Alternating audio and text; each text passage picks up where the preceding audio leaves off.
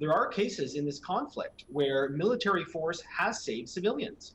There are 20,000 Yazidis that were saved by American Air Force by when they were out in Mount Sinjar. They were targeted by the Americans, and the civilians were able to flee. Same thing in Kobani, northern Syria. Air Force allowed the Kurds to regroup and retake the town from ISIS.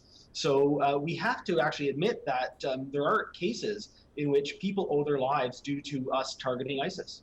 To have a bunch of us privileged people sitting around here saying, well, what could be the benefit of bombing in Syria is pretty obscene, really. The law says that the Syrian people are not allowed. We're not allowed to kill them. We're not allowed to bomb them. Does Dale believe that the airstrikes taking place almost on a daily basis legal, that the Assad regime?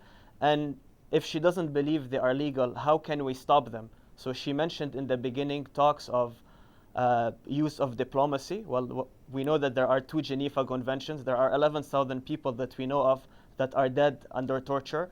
So I'd like to hear what is her solution to stop these massacres from taking place, and if she believes that these airstrike bombings are legal. As a Syrian, I want to know that the crisis in my country is going to be solved.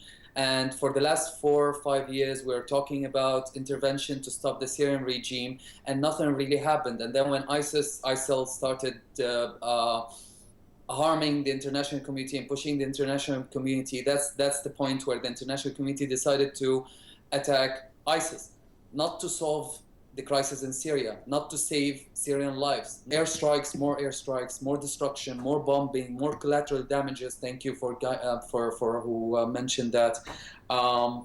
That's not going to help the country prosper. It's not going to make it a better country.